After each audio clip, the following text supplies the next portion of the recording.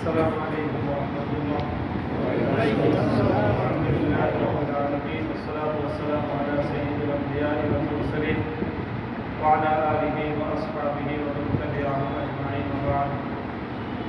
সম্মানিত বয়োজ্যেষ্ঠ মুরব্বী সাহেবান, অন্যান্য মুসলিম ভাইগণ, কয়েক ধরনের কথা জমা হয়ে গেছে, একটা একটা করে বলি আমি। আলহামদুলিল্লাহ, ভাই তো আমাদেরকে আপনাদের সাথে বললেন, আমার পরিচয় আমি সেটা তুলে ধরেছেন। আমি ঢাকা 13 আসন থেকে 11 দলীয় নির্বাচনী যোগ্য থেকে বাংলাদেশ খেলাফত মজলিসের যেটা প্রতিষ্ঠাতা আমার বাবা সাইদুল হাদিস আল্লাহ আজিজুর রহমতুল্লাহ আলী, সেই দলের যে প্রতীক রিকশা মার্কা নিয়ে আমি নির্বাচনে প্রতিদ্বন্দ্বিতা করতেছি। এই নির্বাচনে আমার প্রতিদ্বন্দ্বিতা করার 3টা উদ্দেশ্য আছে। 1 নম্বর উদ্দেশ্য হলো যে আপনারা অনেকেই জানেন যে আমি সারা দেশে কথা বলি, আলোচক আমি একজন, এবং কথা বলি, কোরআনের কথা, ইসলামের কথাই বলি। সারা দেশের মানুষ আমার আলোচনা শুনেন অনেকেই।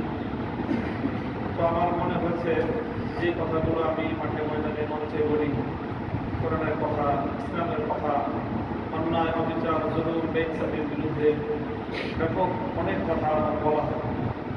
সেই কথাগুলি মাঠে ময়দানে অনেকদিন বলেছি। এবার বাংলাদেশের কেন্দ্র সংসদে এই কথাগুলি বলা দরকার। এটা হলো আমার প্রথম অনুভূতি। এই কথাগুলি বলার জন্য আমি জাতীয় সংসদে যেতে চাই।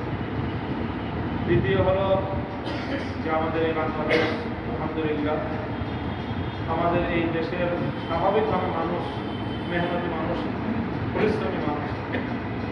আমরা সবাই উপার্জন করি, সবাই যার যার জায়গা থেকে দেশের জন্য কন্ট্রিবিউশন আছে আমাদের প্রত্যেকটা সেক্টরে। কৃষক বলি, শ্রমিক বলি, মজদুর বলি, প্রবাসীরা যারা আছেন তাদের সকলেরই, ব্যবসায়ী বলি, তারপরে চাকরিজীবী, সবাই আমরা কন্ট্রিবিউশন করি দেশের উন্নয়ন।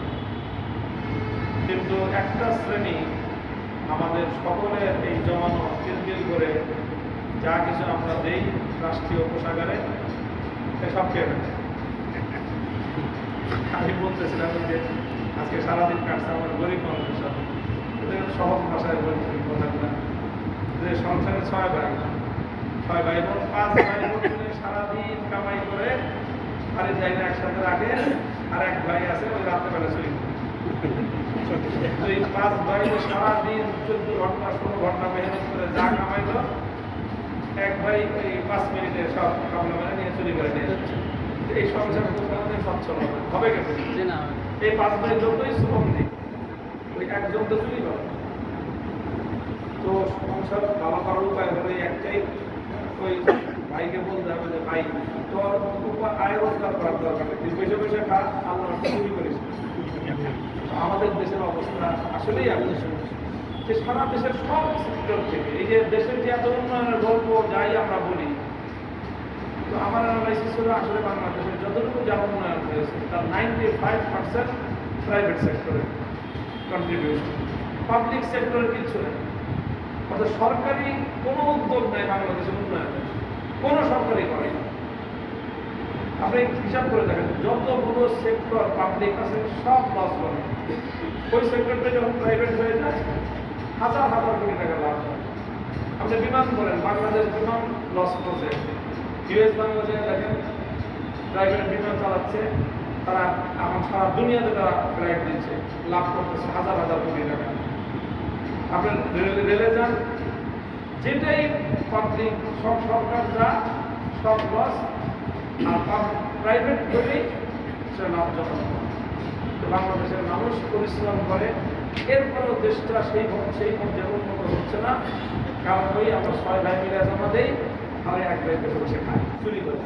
এই জন্য তো আলহামদুলিল্লাহ জুলাই বিপ্লবের পরে বাংলাদেশের সাধারণ মানুষের মধ্যে ব্যাপকভাবে একটা জন আকাঙ্ক্ষা তৈরি হয়েছে, হিম্মত তৈরি হয়েছে যে এবার এই বাংলাদেশটার মধ্যে নেতৃত্বে একটা আমূল পরিবর্তন আসবে।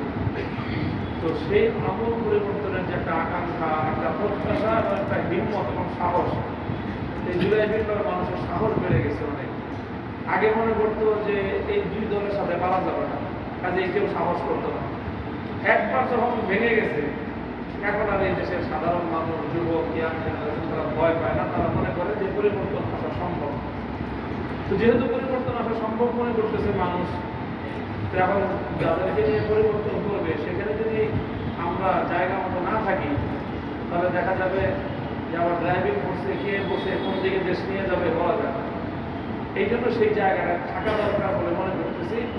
এই দ্বিতীয় উদ্দেশ্য হলো আমার, যে এই দেশটাকে আমরা কোরআন হাদিস যেভাবে পড়ে বুঝেছি তার সঠিক ট্র্যাকে রাখার চেষ্টা করা দরকার। এই জন্য দ্বিতীয় উদ্দেশ্য হলো আমার, দেশকে সঠিক ট্র্যাকে রাখার চেষ্টা করার জন্য আমি নির্বাচন করতেছি। আর 3 নম্বর হলো যে আমি 40 বছর ধরে মোহাম্মদপুরে আছি। 12 বছর বয়সে আমার আবার হাত ধরে মোহাম্মদপুরে এসেছি। এখন আমার 40 বছর এই মোহাম্মদপুরে অবস্থানে। এখন বাসা, বাড়ি, মাদ্রাসা মোহাম্মদপুরের এই অঞ্চলের মধ্যে আমার আব্বাজান 3টা জাতীয় মাদ্রাসা প্রতিষ্ঠা করেছেন। এরপর আমার ইন্তেকালের পরে আমরা আরো 2টো করেছি। 5টা মাদ্রাসা এখন শুধু মোহাম্মদপুরের মধ্যে, আর মোহাম্মদপুরের বাইরে আরো 2-3টা আছে বড় বড় মাদ্রাসা, এগুলো আমরা পরিচালনা করি আলহামদুলিল্লাহ। তাই মনে করি এই যে মোহাম্মদপুরের 40 বছরে আমার উপরে মোহাম্মদপুরের মানুষের, মোহাম্মদপুরের মাটি এবং এই বৃহৎ এই অঞ্চলের অনেক হক আর অধিকার সাব্যস্ত হয়েছে। আল্লাহ এখন আমাকে আমার সারা দেশের মানুষের দোয়ার বরকতে একটা জায়গায় আমাকে লজ্জিত করেছেন, যেখান থেকে আমি এমন কিছু করতে পারি যেটা নর্মাল কোনো 10-15 জন এমপির পক্ষে যেটা সম্ভব না।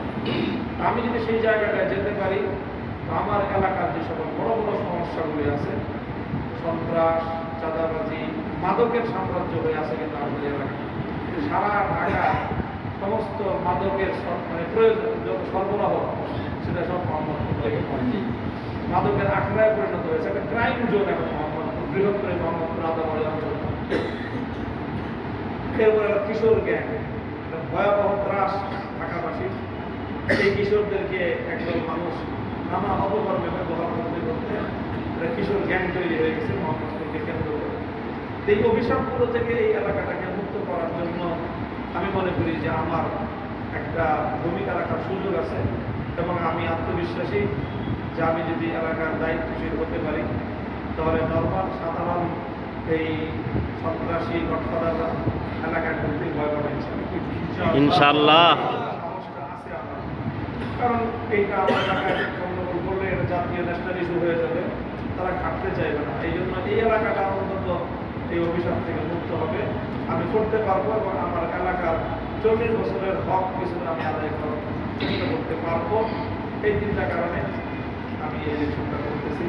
এবং আলহামদুলিল্লাহ ইলেকশন করার জন্য জাতীয় পর্যায়ে দেশকে, জাতিকে, উম্মাহকে কিছু সার্ভিস দেওয়ার জন্য আমি দীর্ঘদিন ধরে আমার মতো করে আমি প্রস্তুতি নিয়েছি।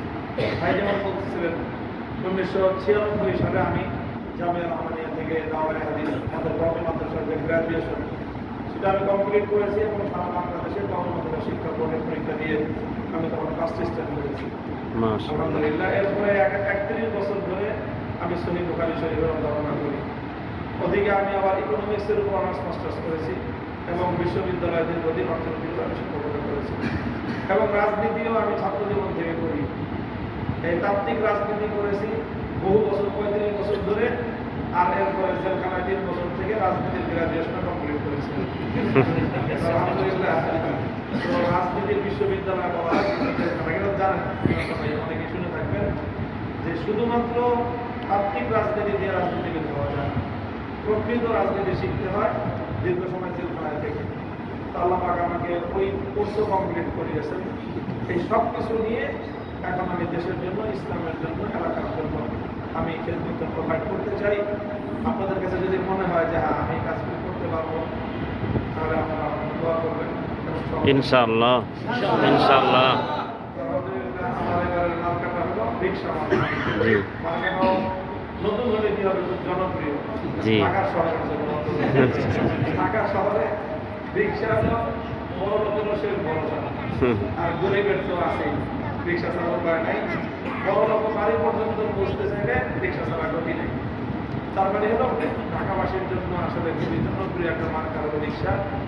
কাজে সেই রিক্সা আমার এক ওদের এক পুরা বাবার কম বয়সী এক রিক্সাওয়ালা, তিনি সারাদিনের যা কামাই করছে সেটা আইনা আমার হাতে দিয়ে দিছে, সেগুলো আপনি ক্যাম্পেইন করেন। আর তার একটাই আশা, আল্লাহ যদি আমাকে পাশ করায় তাহলে আমি তার রিক্সায় করে দেবো সংসদে। মাশাআল্লাহ। আমি তাকে কথা দিয়েছি, আল্লাহ যদি আমাকে পাশ করায় ইনশাআল্লাহ আপনাকে নিয়ে আপনার রিক্সায় করে আমরা দুই বাপ বেটা ইনশাআল্লাহ জাতীয় সংসদে। মাশাআল্লাহ। আপনার কাছে দোয়া চাই, আমি যদি ইনশাআল্লাহ। কতটুকু করতে পারি দেশের জন্য, আল্লাহর রাস্তে মানুষের মুক্তির জন্য যেন কাজ করতে পারি। আল্লাহ আমাকে তৌফিক দান করেন। আমিন। আর এরপরে এখন আলহামদুলিল্লাহ আমাদের যে একটা উপলক্ষ, আমাদের সাদি ভাইয়ের মুসলমান অনেক বড় সম্ভাবনাময় একটা প্রতিষ্ঠান। ইনশাআল্লাহ দোয়া করি আল্লাহ যেন ঢাকা শহরের একেবারে কলিজার মধ্যে জায়গাটা, এখানে বড় একটা প্রতিষ্ঠান হোক, মসজিদ মাদ্রাসা কমপ্লেক্স বড় আকারে গড়ে উঠুক। দোয়া করবো, সহযোগিতা করবো এবং আপনাদের সকলের কাছে আমি সে আহ্বান জানাই যে আপনারা এটাকে সুন্দরভাবে একটা ভালো মানের একটা প্রতিষ্ঠান হিসেবে গড়ে তোলার জন্য আপনারা সবাই যার যার জায়গা থেকে ভূমিকা রাখবেন।